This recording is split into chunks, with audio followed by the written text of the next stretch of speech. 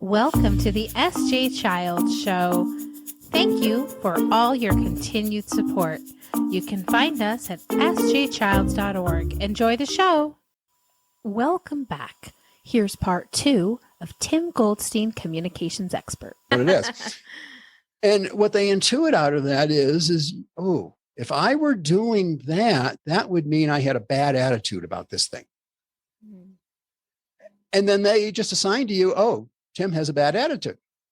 When it has absolutely nothing to do with the bad attitude. It has to do with the fact that, I was saying something in a very clear manner, so nobody could, misunderstand it.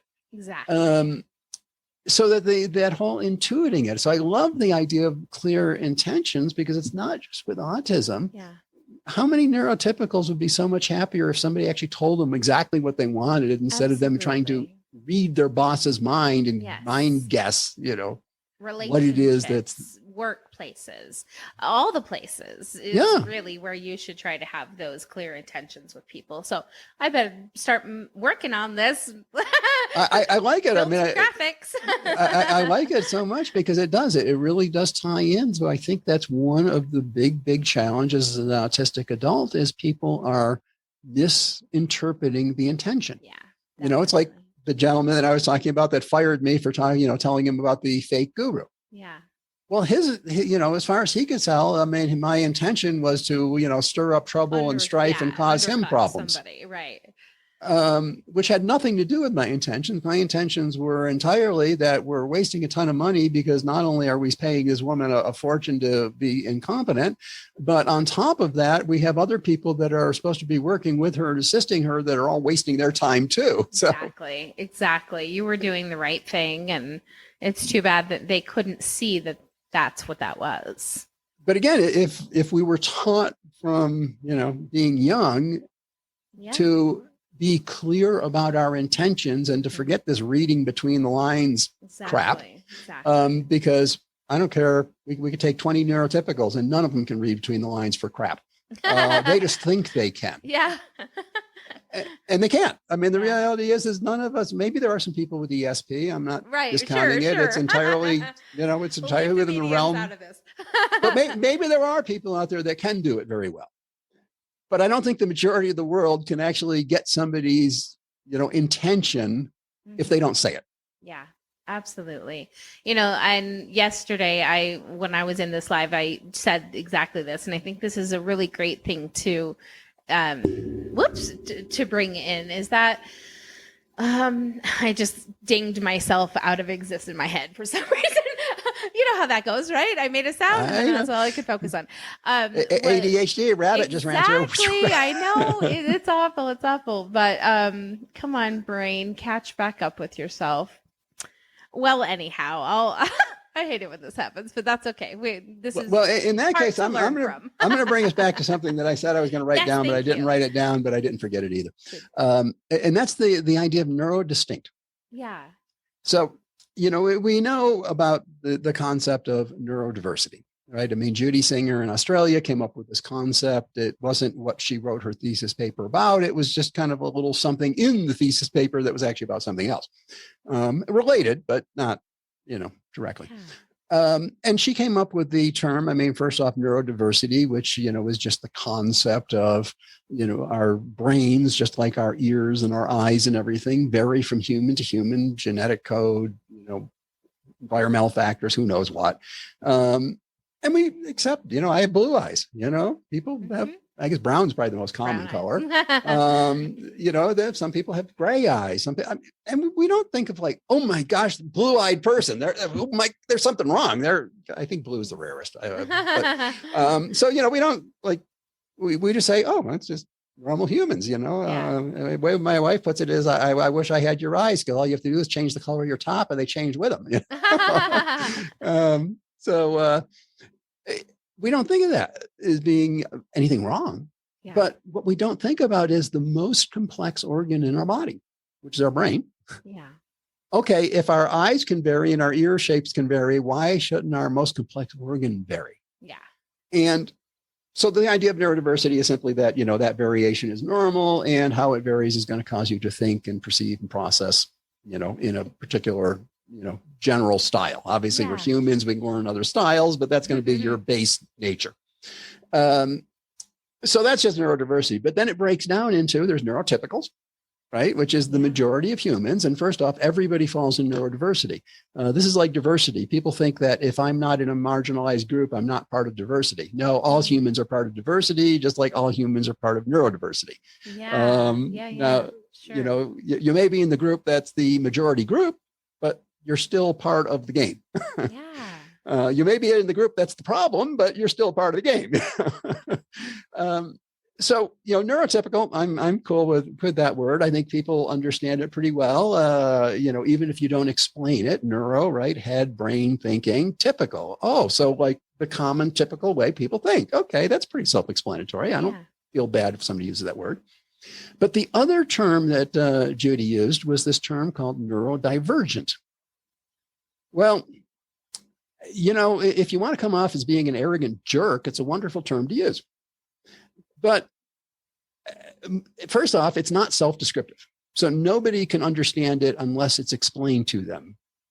So it has no meaning other than if it's explained, as opposed to neurotypical, which is pretty self-explanatory.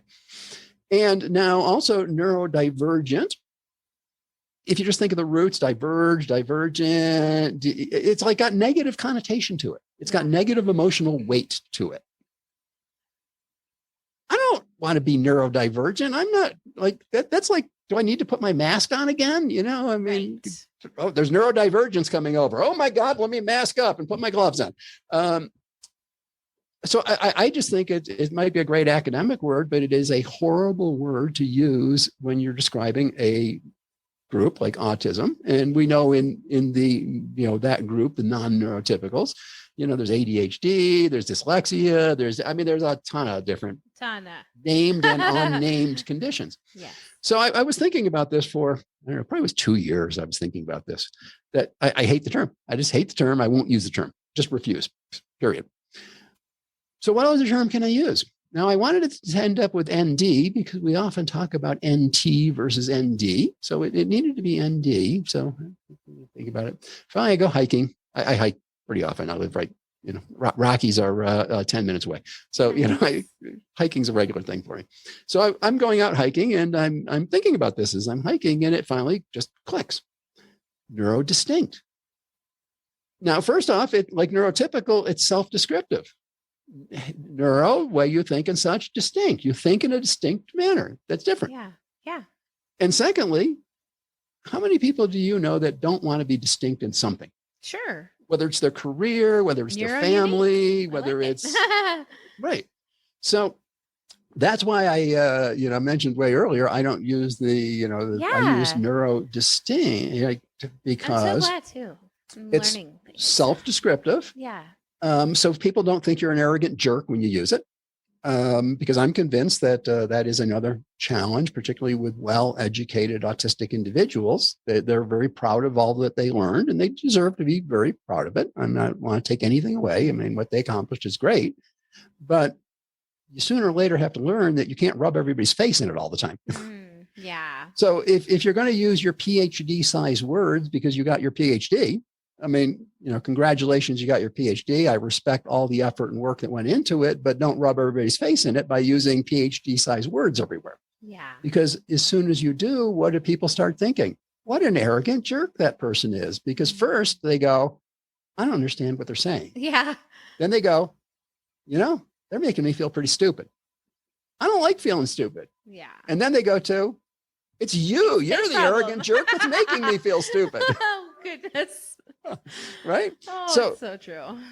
So that's again another reason why I don't like using neurodivergent. And I think a lot of this comes from, I do have a marketing background. I have created, developed, and sold all kinds of products around the world.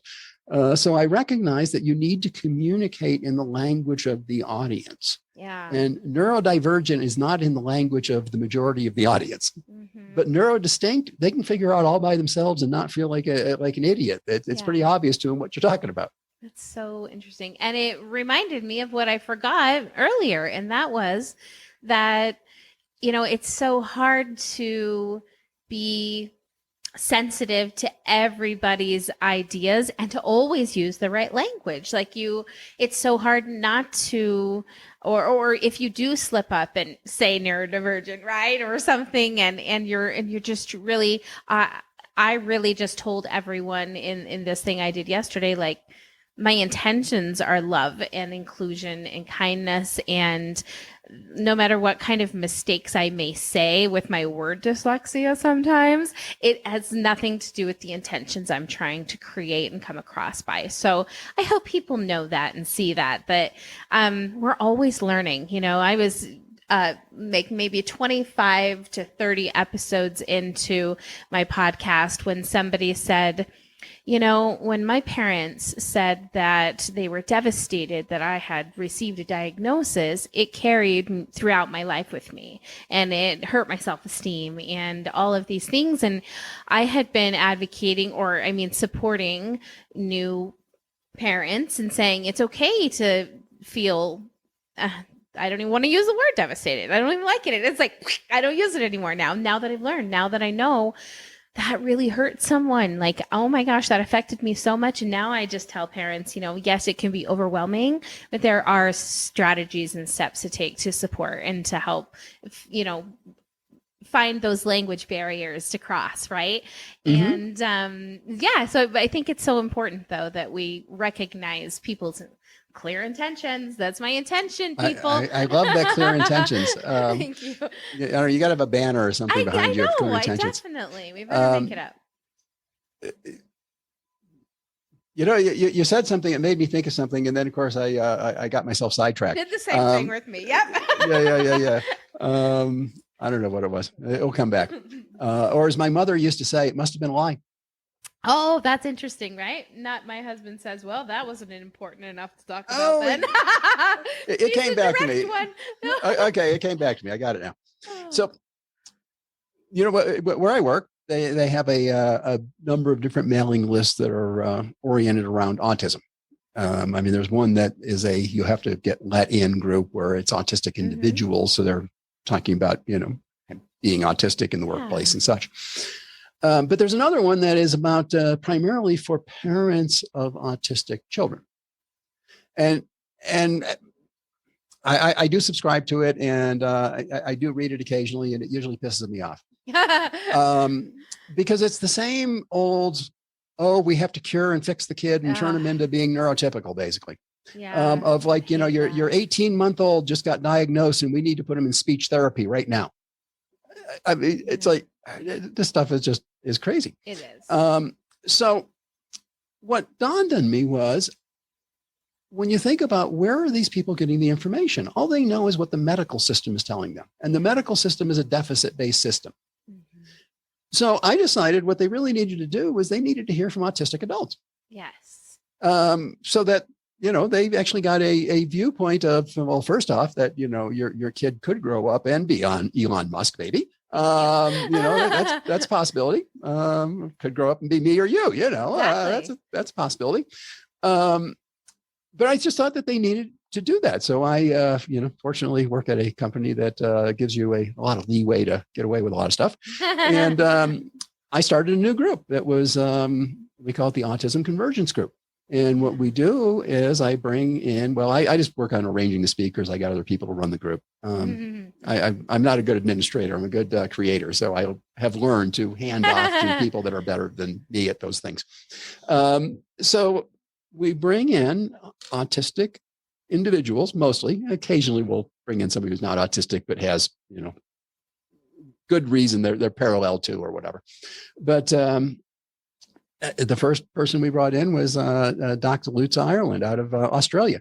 Dr. Lutz is both ADHD and autistic, has a special needs daughter that's diagnosed as ADHD, but Lutz is convinced that she's also autistic. And seeing as Lutz lives with her and Lutz has a, PhD and is a therapist, I'm going to believe her that she can diagnose her own kid pretty well. Absolutely. So, here she is. We first off, I wanted the first speaker to be a female, just to break everybody's image that women can't have autism. Right. Yes. And she was the head of neurodiversity for the Queensland School District. She's won 5 Australian Design Awards in 5 different categories. Wow. I mean, this is amazing. Dr. Dave from Vanderbilt's Frisch Center on Autism and Innovation. He, agreed to come and speak to the group. Dr. Dave's, I don't know, mid-40-ish or so, adult diagnosis, autism, of course, runs the Frisch Center on Autism and Innovation at Vanderbilt, and has 3 kids. 2 of them are autistic. 1 girl, 1 boy autistic, another girl not autistic. And it's something, one thing he talked about was, and I can't remember whether it was the boy or the girl, but one of the 2 children. The doctors were telling him that, they have delayed speech and you need to get them into speech therapy and you need to, and he did nothing. Absolutely nothing. That was his response. Nothing. And you know what? When the kid was ready to speak, the kid started speaking just perfectly fine. And now that's the difference of being an autistic adult raising an autistic kid is, when they're ready, they're going to do it. There's not a problem. Absolutely. But they don't get to hear this from the, the general public or their family aunts telling them, hurry and get it done. Right. So it's been extremely well received, and it's really changed a lot of parents' view of what is the potential for their kid. Yeah. When they suddenly find out that there's hundreds of us autistic individuals working at at Google. Yeah. And none of us came in through an autism program or anything. We just got jobs there and went to work. Yeah. Exactly. Well, and I think that it's so important when we help parents see that by changing their own mindset, that's how they'll change their relationship with their child.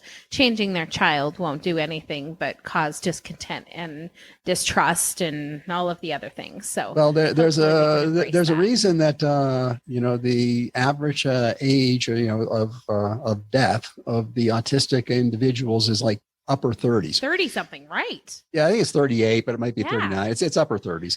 And there's a reason for that. And then the reason is suicide.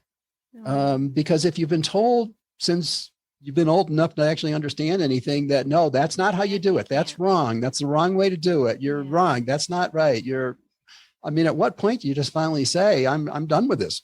Yeah, absolutely. I can't please anybody. No matter what I do, it's just never good enough, fast enough, big enough. And often they're brilliant people. Mm-hmm. Yeah. Hopefully I'm changing that for my kids and doing things differently. I had said earlier that I felt bad that I had done things wrong with the first child, but there were other things that were in play with that continued. But I guess the point was that I saw how much control I had to have over everything and took away from her, which then made her suffer. And now I give my kids all of the control and just say, stay within these boundaries and you can have all the control you need and want. Mm-hmm. So when people hear that they don't have a sleep time or that they can eat whatever they want, guess what happens? They eat healthy. They eat just as much as they need and not more, which means they're like physically healthy. And it's crazy. I'm not shoving different foods in their mouth saying you have to eat this has to be done. My son saw a cooked pasta on the noodle that had fell on the floor and he gagged himself all the way out of the room.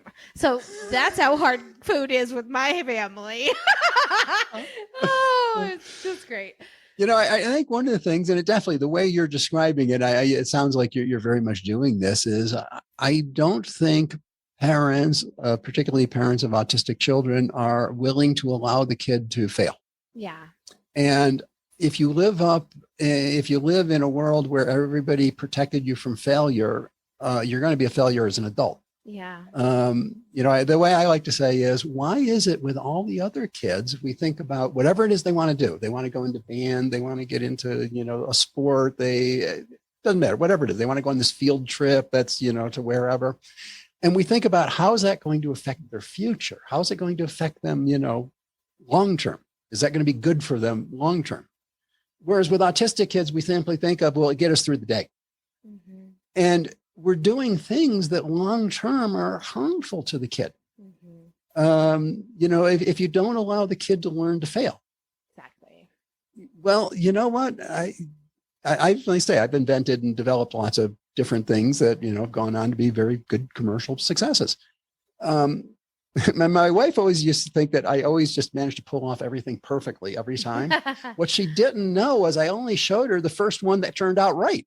Yeah. I failed I don't know how many times. When I started my manufacturing business, I was trying to learn to run this machine the size of a car that I'd never in my life even touched one, but I owned one now. And I was probably destroying $1,000, $1,500 worth of stuff a night trying to learn how to use it. That's that hurts. Yeah. But it ended up being that, the part I was trying to develop ended up being one of our best sellers and, brought in a huge amount of income over the 10 years I kept the company. But if I hadn't been given the leeway to fail, when I was younger, so that it didn't become oh God, I failed. I can't, that's it. I give up. I quit. I'm never going to do it again because I failed once. Instead, what I learned was, good, figure out why you failed and do it again. Just don't do it that way this time. Isn't that the truth? We were this is so funny. It has everything and nothing to do with exactly what you said. But we were at on a field trip at a skating rink, and my daughter roller skated for the first time. And they had these little guards that she could use.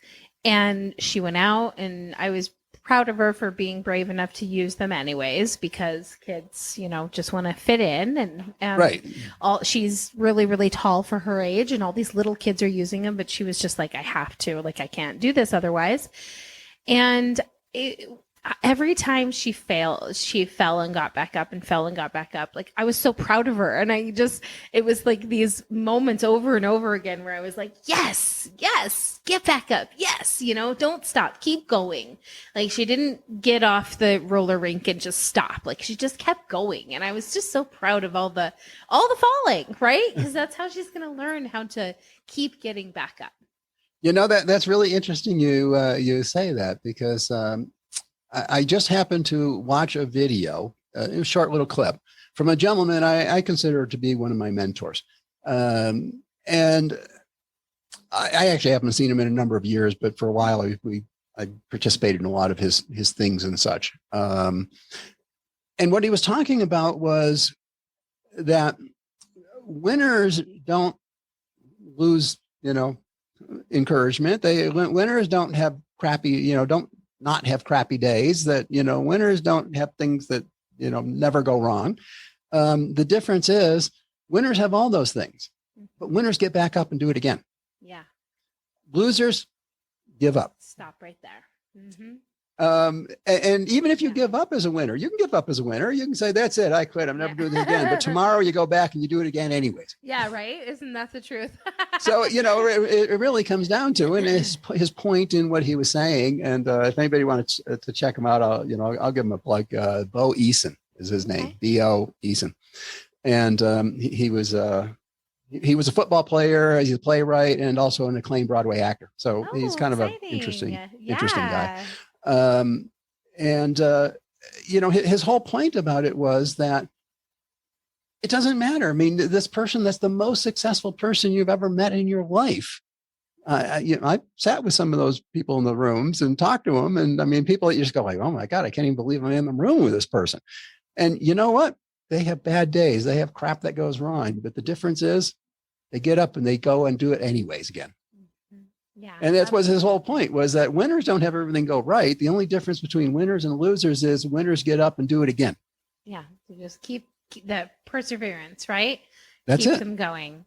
But you got to learn to fail. So you have to learn to have perseverance. Isn't that the truth? That is so true. Absolutely. Well, I have had such a fantastic conversation with you today. We've gone so much longer than I expected us to go even. So I'm so happy that we were able to go over so many of these great topics. And, if people are interested to learn about the work programs or the things that you've created and things, do you have a website? I mean, I saw a couple things, but I'll let you go ahead and tell us where we can find the books and all of the good stuff. Pretty much website wise, just go to timgoldstein.com. And there's all kinds of stuff there. And there's a something on the front page where, you can sign up and get all my tip sheets, which are, while they're oriented around more the workplace, a lot of these are very applicable to many other situations. Life skills and things. Yeah. It's like communication of, teaching a manager how to manage an autistic employee in 10 easy tips. Yeah. Well, anybody who's got to deal with an autistic person should understand those 10 tips of be clear, don't give them 6 things to do at the same time, Exactly. So they really do apply to a lot more things. And there's a lot of my writings and such in there. And then as far as social media goes, I'm, in spite of the fact of being a techie and, working for one of the biggest, media kind of companies in the world, I only use LinkedIn. I can attest to that. I reached out to him and his wife contacted me. That's right, on Facebook. And she got the messages because I never signed into the thing. So yeah, if on Facebook, though, you want to contact me and catch me there, it's just LinkedIn, or not Facebook. I don't use that one. Never. I forget Facebook. Forget Facebook. Besides, that's not their name anymore anyways. It's, Meta or whatever. Meta, right? But LinkedIn is just linkedin.com/in/Tim Goldstein. It's a real easy one. I did that back, before everybody else stole all the good names. That you had the good name already. It's great. That's where to find that kind of stuff. And, I do podcasts. I speak a bunch. I'm actually just joined the board of directors of the Autism Society of America. So you'll be hearing, plenty from me. Absolutely. Look forward to it. Plus, you'll be presenting in the upcoming 1 in 44 Tour Summit that we're hosting. I'm looking forward to that. That is. I can't wait. Isn't that lineup It is so cool what you're pulling together. Thank you. I can't. It just is so meaningful, and it's going to be a really neat event. It's going to be really special and very good information, just brought by so many amazing folks. Yep.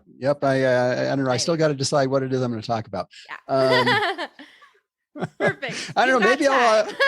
Maybe I'll convince you for my session. What we need to do is you're going to come join me for my session. And we're just going to talk like this. This isn't the first person I've heard this from. I guess I'll be doing lots of sessions that day. No, I'd love to. Absolutely. Anything that I can do to, be a part of it. I can't believe it's happening and becoming so real. And, more and more sponsors are calling every day. And I just am like, are you kidding me? This is so exciting. So, well, I just like to say, do you know what the difference between a wish and a want is? Tell me.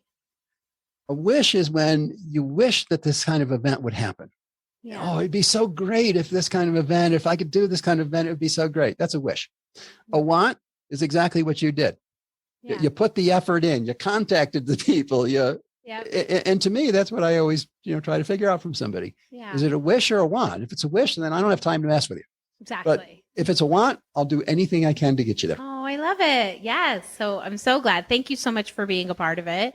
And I'm gonna post or air this and edit it before the summit so that people can get an idea of who you are too and everything. So I'm excited about that. So please just check back, and the description that for the summit will be in the links. All of Tim's information will be in the links. And thank you so much for being my guest today. And I hope you have a wonderful rest of the next month until I see you. Well, thank you so much for having me. I've had a great time chatting with you, and hopefully it helps some of your listeners and such. There's maybe a few pearls of wisdom in there, hopefully. Of course. No, you did a fantastic job, and I just really honor the space that you held for me today and had here. So thank you so much. Oh, you're welcome. Thank you.